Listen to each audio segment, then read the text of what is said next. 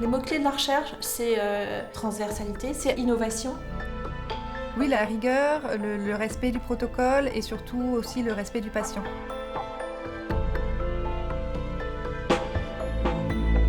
Il y a aussi un intérêt scientifique et intellectuel à participer à un essai thérapeutique. Donc c'est un travail d'une équipe, ça ne repose jamais sur une personne. Si on a un problème, on peut discuter avec le neurologue, le cardiologue très facilement. Et donc il y a une très grande transversalité.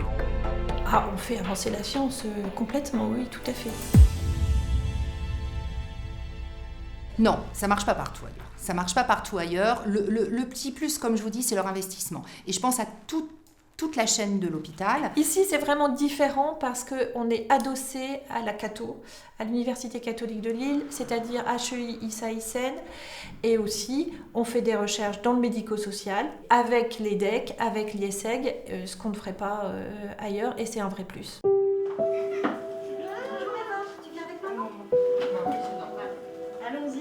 Si elle joue avec sa poupée et qu'elle dit bébé dodo, vous pouvez reprendre en disant « Bah oui, ton bébé va faire dodo, tu l'as couché dans son lit, tu as couché ton bébé dans son lit pour qu'il fasse dodo » et c'est ça un peu à la fois qui va lui apprendre à parler. D'accord. Les enfants prématurés sont plus nombreux à avoir un développement tardif du langage que les enfants nés à terme. Et l'idée du projet de recherche est née du fait que jusque maintenant, il n'y a pas de recommandation de prise en charge orthophonique avant l'âge de 3 ans. Alors qu'on est capable de voir avant l'âge de 3 ans qu'un enfant est en difficulté pour le langage. Donc aujourd'hui, je vais vous faire repasser un questionnaire complet. C'est un petit peu le même questionnaire que celui que vous avez eu à 2 ans, mais beaucoup plus détaillé. Le repérage des difficultés de langage à 2 ans puis à 2 ans et demi, il est basé sur un questionnaire proposé aux familles et quelques tests proprement orthophoniques passés par un professionnel. Donc tu vas aller voir une dame avec maman et elle va t'aider et elle va aider ta maman pour bien parler toutes les deux. Et un petit peu à la fois, tu sauras. D'accord ? Si on montre que cette prise en charge est efficace, c'est-à-dire qu'il y a plus d'évolution favorable dans un groupe d'enfants qui a eu l'orthophonie par rapport à un groupe d'enfants qui ne l'a pas eu, ça permettra de demander une modification des recommandations et de faire que des enfants plus jeunes puissent accéder à l'orthophonie à condition qu'elle soit faite d'une manière bien particulière qui implique les parents.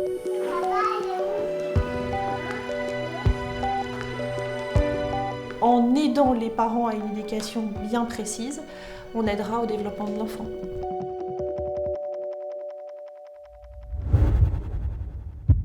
Il faut avoir les patients qui ont la bonne pathologie par rapport à l'étude qu'on souhaite mettre en place.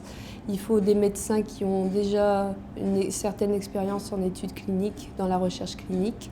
Et il faut évidemment un établissement qui soit autorisé à faire de la recherche dans ses locaux. Voilà, donc moi je me charge de faire l'envoi et je vais récupérer aussi vos urines. D'accord, très bien. Voilà. Donc l'infirmier vient de faire le prélèvement sanguin pour l'évaluation de la maladie de madame.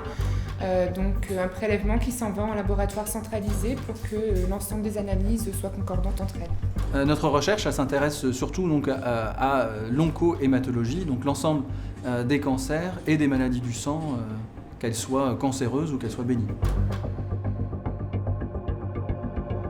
On utilise des traitements qui ne sont pas toujours sur le marché, qui vont sortir dans les 5-10 prochaines années. Nous sommes sollicités pour des protocoles de recherche clinique, par des groupes de recherche ou éventuellement par des partenaires de l'industrie pharmaceutique. Et on choisit, on sélectionne, on regarde si le protocole de recherche clinique nous semble intéressant sur le plan scientifique, si on pense que ça peut amener un vrai plus pour nos patients. J'ai tout intérêt à accepter et à participer. Je pense que c'est un plus, en tout cas pour mon cas. Oui. Ça nous permet d'accéder à de nouvelles molécules, à de nouvelles stratégies, et à essayer de trouver de nouvelles informations sur les maladies pour pouvoir mieux les prendre en charge.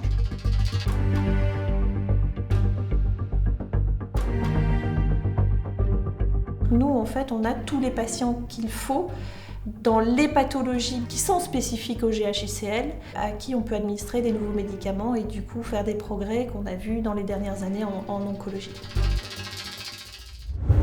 Voilà, il y a une idée, hop, on se réunit, on essaie de monter le projet, on cherche le financement, on démarre, on fait tout le réglementaire et on va relativement vite. Et c'est vraiment une de nos caractéristiques. Vous pouvez faire demi-tour.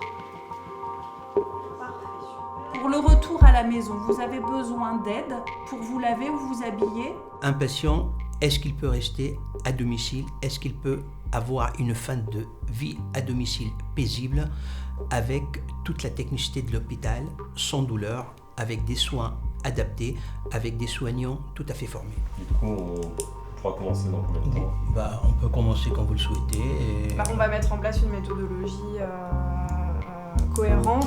L'idéal, ce serait, comme vous avez dit, d'aller interroger des médecins sur le terrain. Pour ces entretiens-là, on pourra analyser le discours des médecins et en retirer les thématiques significatives qui permettront de répondre à l'objectif de recherche.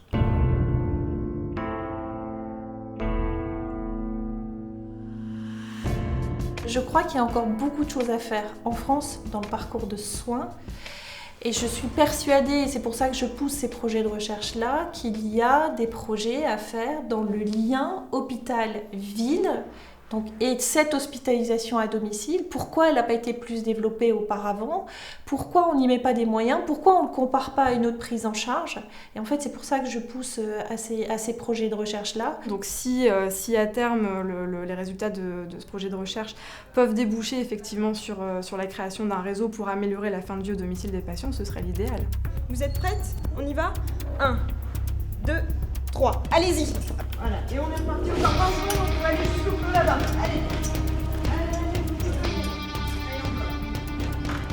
On respire bien. Voilà. L'objectif fondamental, c'est évidemment la fatigue, puisque c'est quand même un symptôme qui est très invalidant et qui est présent chez beaucoup de patients avec la sclérose en plaques. En tout cas, c'est ce que l'on recherche dans notre étude. 9. Allez, bien haut, hein. 10. 11. Il y a une consommation donc, de glucides, ce qui est complètement normal. Et après, on aura des calculs à faire, bien sûr, pour voir sa consommation énergétique, donc au mètre parcouru. Ça n'a jamais été fait chez les patients avec une sclérose en plaques. Donc, c'est la partie innovante de notre étude.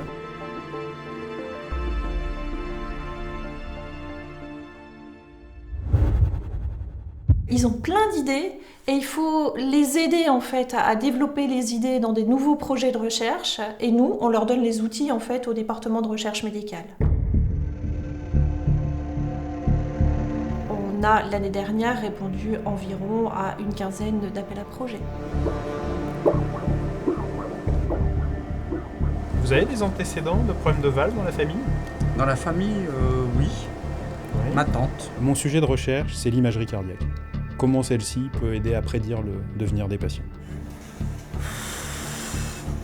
Pédalez tout doucement. Ça va, la tête tourne pas? Elle rapportait pas de symptômes et par contre à l'effort on a une absence d'élévation de tension à l'effort, voire une baisse en tout début de récupération. Et donc nous, ce qu'on essaye de faire, et c'est une de nos thématiques, c'est d'essayer d'optimiser la prise en charge de ces patients, d'optimiser le timing de la chirurgie, et pour ce, on travaille sur des marqueurs pronostiques qui ont pour but d'essayer d'améliorer le moment où on va leur proposer la chirurgie, et tout en espérant gagner un gain sur leur survie au long cours. Finalement, si on prend les recommandations européennes, c'est une indication de classe 2 de remplacement valvulaire, ce qui peut nous pousser, je pense, chez cette patiente à proposer l'intervention. On a la chance d'avoir une direction de la recherche clinique qui nous aide beaucoup et qui nous permet d'avancer. On le voit notamment dans la gestion de nos bases de données, dans l'aide qu'on a avec les techniciens de recherche pour pouvoir rentrer les données des patients. Nous, notre travail derrière, c'est vraiment la base de données, la collecte sur un grand nombre de patients pour que de ces données-là, ils puissent tirer des conclusions.